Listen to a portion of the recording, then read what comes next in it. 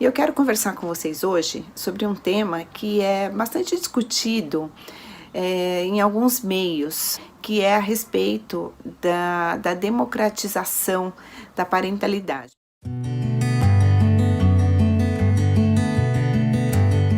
Olá, meu nome é Acácia, a gente já se conhece aqui de alguns vídeos.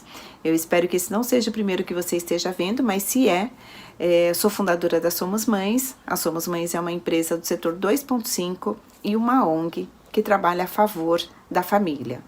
E eu quero conversar com vocês hoje sobre um tema que é bastante discutido em alguns meios, mais especificamente no meio feminista, que é a respeito da democratização da parentalidade. Primeiro eu quero esclarecer para vocês o que é parentalidade, né? Parentalidade é um termo usado para se falar de maternidade e paternidade ao mesmo tempo, né?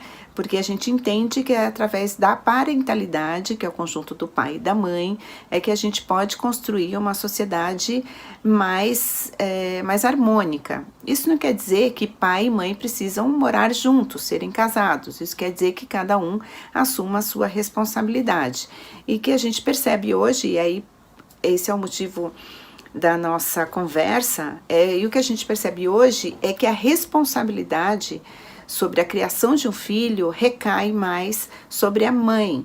Então, por isso que o nosso tema hoje é que não existe democracia na parentalidade, né? Mas eu escolhi não existe democracia na maternidade para que fique mais claro, mais visível sobre o que é o tema.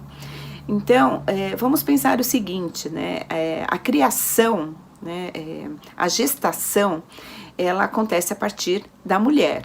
Então, é certo que existe uma escolha natural, e quando eu falo natural, eu falo da natureza, pela gestação, né? Então, a gestação é feita pela mulher. Então, pela natureza, a mulher foi a pessoa escolhida para gerar uma criança.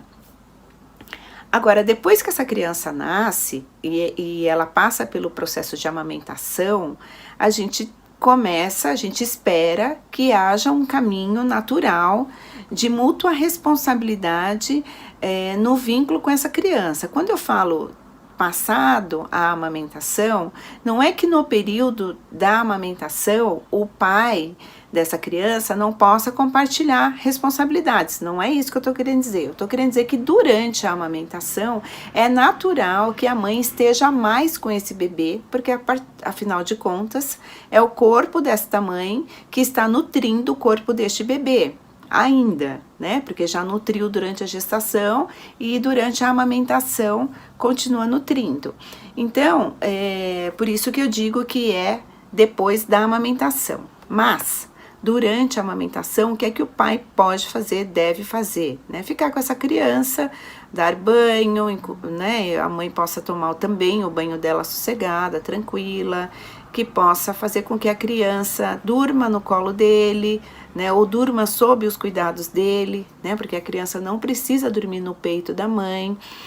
Esse pai pode encontrar uma maneira de vincular-se a esse bebê durante este período em que a mãe amamenta, ou seja, né, quem sabe uma música possa ajudar nesse vínculo, quem sabe um tipo de carinho específico, um tipo de balanço específico, que aquele bebê entenda que aquele é o momento entre o pai e ele, né, para que ele possa já desde muito pequenininho, e os bebês são muito inteligentes.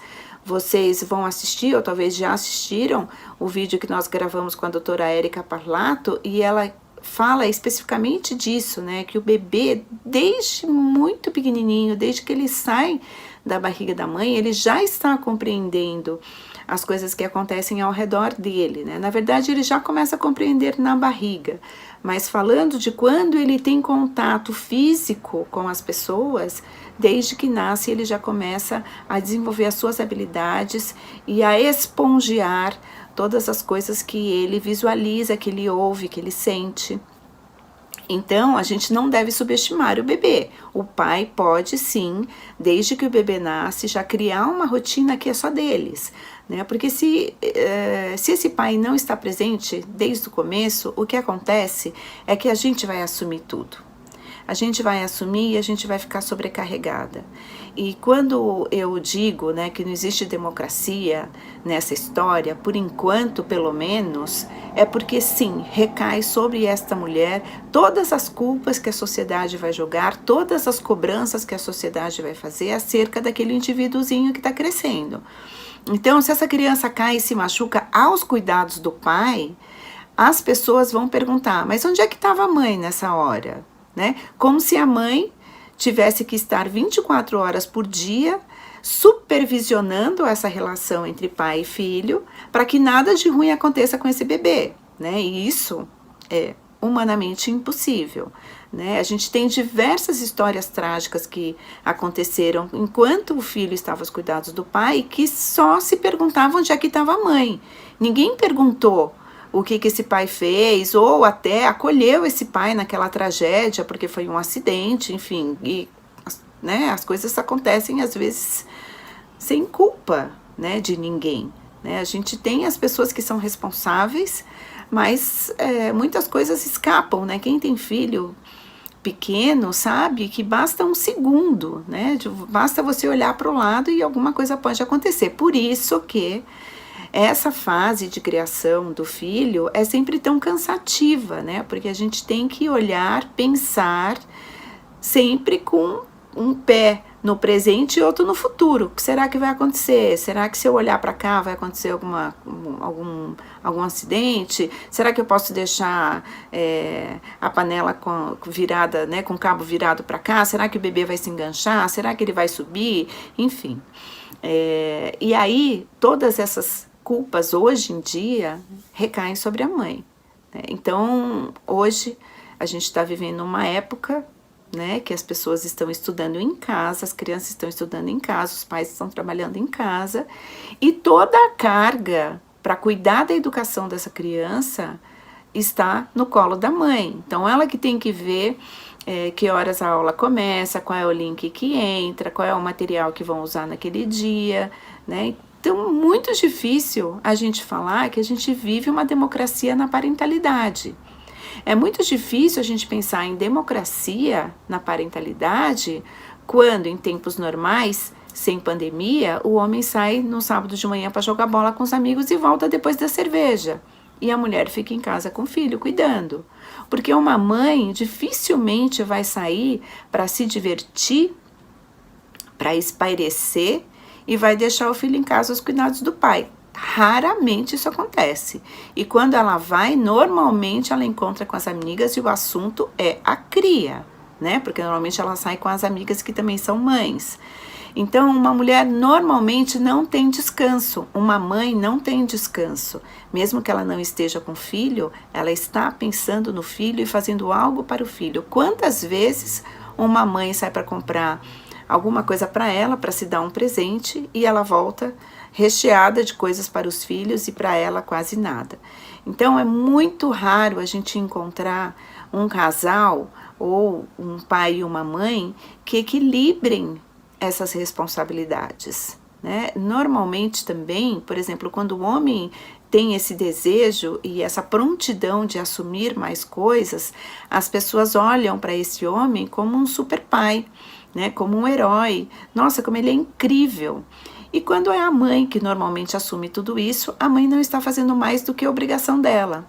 Então, percebam que a gente também julga dessa forma, a sociedade julga dessa forma, e a proposta aqui dessa nossa conversa é justamente que a gente pare para refletir antes que a gente diga qualquer coisa, antes de dizer qualquer coisa. E quando nós formos o alvo dessa crítica, dessa cobrança, que a gente também consiga se posicionar, né? Não, opa, ele também é pai, ou não, eu estou cuidando de mim, né? Eu preciso cuidar de mim, ou então simplesmente não diga nada, porque aquela cobrança, aquele julgamento não tem que fazer parte da nossa vida interna, né? Se alguém comentar também, se não quiser responder, melhor ainda, né? Não faz parte, não deve pesar sobre o nosso coração, sobre o nosso comportamento e sobre o nosso próprio julgamento enquanto mães, o julgamento que o outro está fazendo a meu respeito, né? Porque somente eu sei quais são as condições que eu tenho,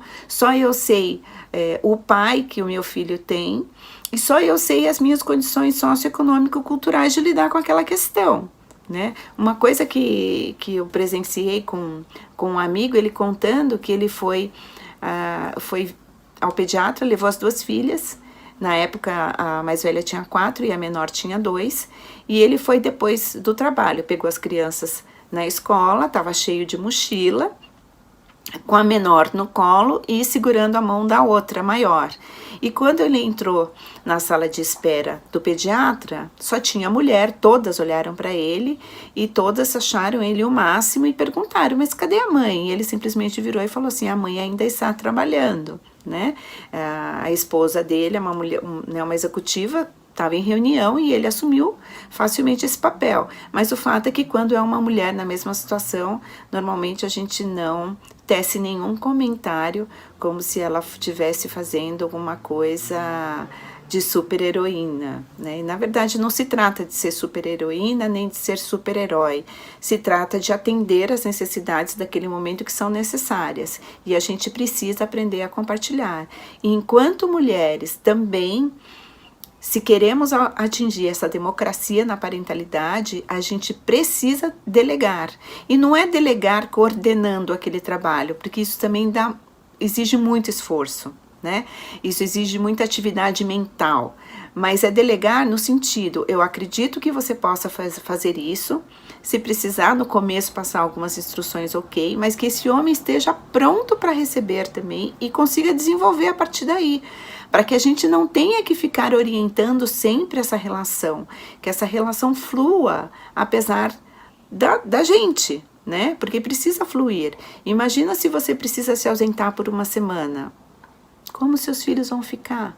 Se esse homem, se esse pai não tem nenhuma familiaridade com a rotina dessa criança, com as necessidades dessa criança, não consegue entender o que essa criança está dizendo, porque crianças falam coisas a partir das suas experiências, e se a gente não estiver conectado a essas experiências, a gente não entende o que elas estão falando. Não é que não entende o que ela está dizendo, a gente não entende o contexto em que ela experimentou aquilo, a gente não consegue acessar essa memória e a gente não consegue participar. Então eu sempre penso, a Cássia sempre penso, se eu precisar me ausentar por qualquer motivo, por uma semana, como é que eu gostaria que fosse o relacionamento do meu marido com a minha filha, para que desse tudo bem, para que ficasse tudo bem, desse tudo certo. Então, eles precisam ter vínculos. E para isso, a gente precisa compartilhar a criação deste filho, que se os pais não moram na mesma casa, precisam, no mínimo, conversar sobre essa questão, né? Estarem na mesma página, educar com os mesmos princípios, embora não concordemos integralmente com todos os comportamentos, com todos os jeitos, mas a gente precisa entrar num acordo para que seja fluido, para que seja democrático. Senão a mulher fica sobrecarregada e o homem, quando vai tirar a foto, fazer uma selfie com a criança e postar nas redes sociais, vai ser visto como um super pai. Só uma reflexão aqui pra gente. Acho importante a gente alinhar isso desde a gestação com o pai dessa criança e conversar sempre sobre isso, para que isso não seja uma DR, para que isso seja uma reflexão contínua, sempre, perene, e que seja harmoniosa o máximo possível. Um beijo para vocês e contem aí para mim o que é que vocês sentiram a partir do que a gente conversou aqui. Um beijo.